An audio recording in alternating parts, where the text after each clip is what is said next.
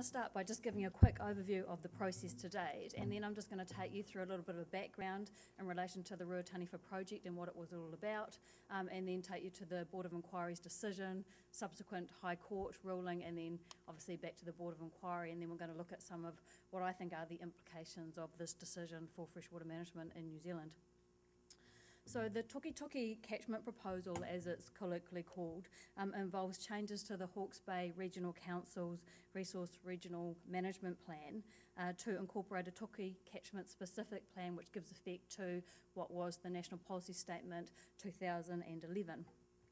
It also includes 17 resource consent applications for the Ruataniwha irrigation project, along with a notice of requirement. This case has been running for the last 3 years. It was heard by a Board of Inquiry back in late 2013, early 2014. Over 404 submissions were received on the proposal.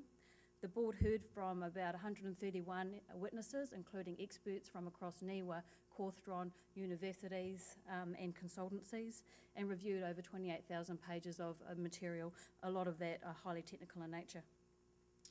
The decision by the Board of Inquiry, which was released on the 18th of June 2014, was subsequently appealed to the High Court on 12 points of law, but these points of law were quite narrow and focused primarily on the board's decision in relation to management of agricultural land uses and whether or not that framework that the board had put forward would achieve the water quality outcomes that the board had set to be achieved. The Board of Inquiry rehearing was at the beginning of this year, and a final decision was released on 19th of June 2015, and no further appeals were made, so that decision stands and is now waiting to be made operative. So as I said, the Toki catchment proposal is an initiative by the Hawke's Bay Regional Council, and essentially it was proposed to address water quality issues in the catchment and the effects on ecological health within the Toki catchment. It was also put forward to provide for primary contact recreation and to recognise and provide for the fishery values. Toki catchment is considered a regionally significant trout fishery and also has high native fishery values, as most of our catchments do. So the project proposed to address the water quality issues and provide for aquatic ecosystem health increases in the minimum flows within that catchment. So I think currently proposed the minimum flow is around 3,500 litres a second, and over time what we call Plan Change 6, which is the Toki catchment plan, proposed to increase those minimum flows up to 4,300 litres a second, and then upstream from one of the points up to 5,200 litres a second. Obviously, by increasing minimum flows, you then have an issue with surety of supply for existing users. So the intention was to move surface water takers to the dam. Also, the Toki catchment's got significant issues with water quality, and that generally arises from agricultural land uses and 2 wastewater treatment plant discharges which come in the middle of the catchment, and I'll show you a map in a second. Also, the proposal, obviously, was put forward to promote economic growth in the region through allowing intensification or providing for further intensification of agricultural land uses, increasing surety of supply for currently consented land uses and new consented land uses, and providing for that land use intensification.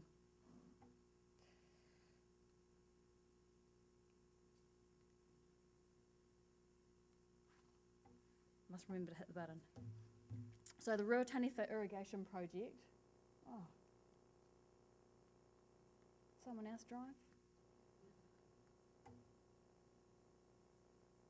Slide 4. Thanks. Great. Back on track. Might just leave it up to you. The Ruataniwha irrigation project, the resource consent application's part of it, proposes to build a dam in the Makaurua catchment. The next slide is a map, and I'll show you that. It proposes to be 83 metres high at its highest point, has a reservoir of around 370 hectares, and will store around 90 million cubic metres of water. It's proposed to irrigate a further 25,000 hectares of land on top of the 6,000 already irrigated. As well as that, it will support intensification of land use around the margins of those irrigated areas as well. And if built, it will be the largest irrigation dam New Zealand has seen. Next slide. Oh, that works much better. Let's see if the pointer works. Righto, so we've got, the headwater catchment, so this is the Makaurua is up here. This is the headwater catchment, so it's fairly pristine and it's fed from the Ruahine Ranges. we've then got, so this is the Tuki catchment in its entirety. It's split up into subzones, which I'll talk about later, and they've got slightly different management approaches. So we've got the zone 2 and 3 here, which is called Ruatani for North and South, and that's where the majority of the intensification is proposed to occur, fed from the Makarua Dam. And then obviously we've got the lower Tuki corridor coming down to the ocean or the coastal environment out here. Next slide, please. One of the most contentious issues of the Tuki catchment proposal was its approach to managing nutrients, and in particular nitrogen, along with setting of limits and standards. And I know that's a conversation many of us are having around a table at the moment, especially in relation to defining what is a limit, what is a standard, and how do we give effect to the National Policy Statement Fresh Water. So this issue was core to understanding the allocation status of the catchment or the sub-catchments, and therefore the most appropriate management framework to put forward for farming or agricultural land uses, given their association with water quality issues in the catchment. So as proposed, Plan Change 6, which we'll call it, which is the Tuki Catchment Plan, adopted what was colloquially called a single nutrient management approach, whereby it was taking quite strict management approaches to phosphorus, with the levels being set quite low at 0.010, but nitrogen was proposed to essentially be a hands-off approach and allowed to increase from current levels. So this table here just quickly shows you the current levels in the catchment, and I think they were proposing around about 120% increase in nitrogen levels in some of those catchments. So adopting essentially what we're seeing in the National Objectives Framework, a nitrogen toxicity approach, and let's take a quick look at that. So next slide, please. And click it again. Great. So this is just taking a sideline, but it's looking at where these numbers are coming from. So the National Objectives Framework has now been incorporated, as you know, into the National Policy Statement Fresh Water, so 2014. It sets attribute states for nitrate, nitrogen based on toxicity. Band A is up to 1 milligrams per litre, Band B up to 2.4, and Band C up to 6.9, which sets the environmental bottom line, where if you're more degraded than that in relation to the National Policy Statement Fresh Water, you need to be manage your nitrogen levels to be improved over time. However, if we take a quick look at these levels and actually think about current levels in New Zealand at the moment, the current medium concentrations for our lowland water bodies are around 0.5 milligrams per litre. So those are our more degraded environments that are impacted by both non-point and point source pollutions. In relation to all rivers in New Zealand, the current average is around about 0.150 milligrams per litre. These numbers are taken from the New Zealand National Water Quality Monitoring Network. And this just depicts looking at nitrogen levels in relation to the OECD countries, so the most developed countries. So currently, New Zealand rivers, the majority of them, are sitting down within Band A, and some of them are coming up into Band 2, but there's not many. Canterbury rivers have got some issues, Rotorua rivers, and hotspots regions like that. So next slide, please. So just quick 101, I'll try not to bore you because I can see you're all planners and that, on nutrient enrichment, some science theory. So carbon, nitrogen and phosphorus are 3 essential macroinvertebrates for stream life, and they are vital for plant photosynthesis and growth, and they're available in they're available naturally in our systems. However, due to anthropogenic effects, they can increase over time, and this causes impacts on our aquatic ecosystem health.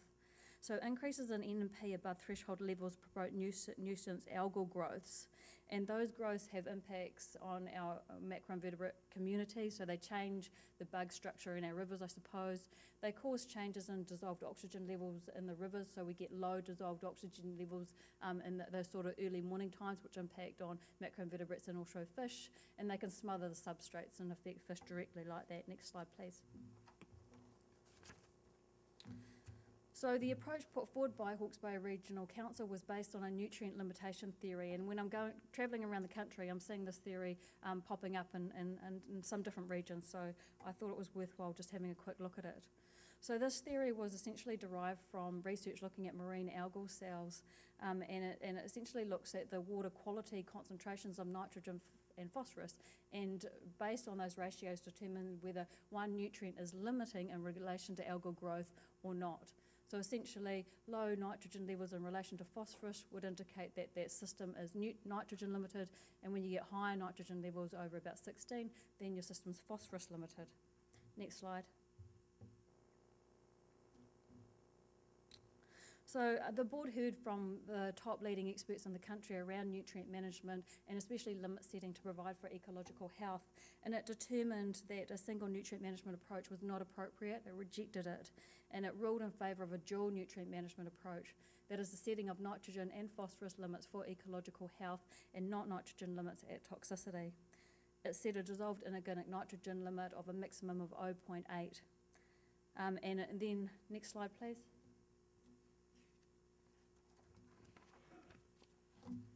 A slide after this just shows you the allocation status of the catchment, which puts it into context. So generally, large majority sections of that catchment will now have to be managed for improvement and not allowed to be degraded further or headroom created for further intensification through releasing nitrogen controls. So the board believes an approach based on ecological health rather than toxicity is required to give effect to the National Policy Statement Fresh Water. And such an approach would also appear to be consistent with what was determined by the Environment Court in the One Plan. And under those circumstances, it's decided that managing nitrogen toxicity effects only is unsustainable. Next slide. So this just gives a quick schematic of the catchment, and you can see that those red regions or subcatchments are over-allocated in relation to the 0.8 for nitrogen. They also correlate quite closely with the irrigation area proposed for the dam. While we're seeing in the lower catchment, I've got it in green there, it is at allocation, so it's essentially at the 0.8, and there's limited room for further intensification there. Next slide. So in conclusion, in practice, dual nutrient management is essential for sustainable management of aquatic ecological health rather than a single nutrient management approach. And this is generally because of some of the science around how algal cells respond to and take up nutrients. And I won't bore you with that further. I'll go on. Thanks. Next slide. So let's take a quick look at sustainable farming. And this is important because one of the issues in contention of the Plan Change 6 was essentially what output nitrogen standards should we apply on farming and whether or not we should have any at all. So as originally proposed, the plan took a rather hands-off approach to nitrogen. It essentially said that we're going to adopt industry-derived good management practices for nitrogen leaching and incorporate them into the plan at a later stage, 2018. And it allowed for further or increases in nitrogen leaching from gram-per-rated rates through a resource consent. But the board, in determining and linking or looking at the relationship between land use and water quality, determined that the management of nutrients and water was inextricably linked to water quality. And in determining that the catchment was over-allocated for large parts and other parts needed to be managed for current water quality, it took a stricter view in relation to setting nutrient leaching standards in the management framework. It determined that allocation approaches should be equitable, ensure efficient resource use, be future-proofed, promote sustainable management, and not reward current or historic poor practices. So given these findings, the board determined that a grandparenting approach as a means of allocating nitrogen was not appropriate, and instead it adopted a land use capability approach, which was the approach that has been adopted in the Horizons region.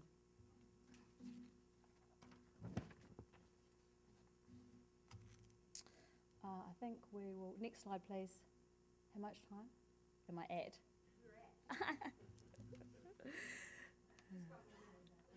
Right. That's right, I think I've only got like 2 slides.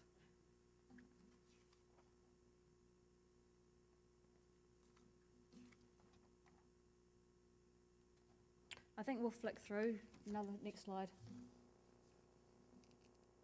And I think we'll just leave it at this one. So essentially, yeah, thanks. So the High Court, so what happened with the Board of Inquiry's initial decision versus its final decision is that one of the changes that it made was it decoupled the farming land use management approach, the LUC approach, from a requirement to actually achieve an in-stream river outcome, which was the 0.8. The High Court ruled that that was an error in law and sent that back to the Board of Inquiry. The Board of Inquiry has now corrected that by reinstating the requirement for farmers to also manage to a water quality output-based standard. I'm sure you'll have some questions about that, which I can take when we have our panel discussion. I think we'll leave it at that. Thanks.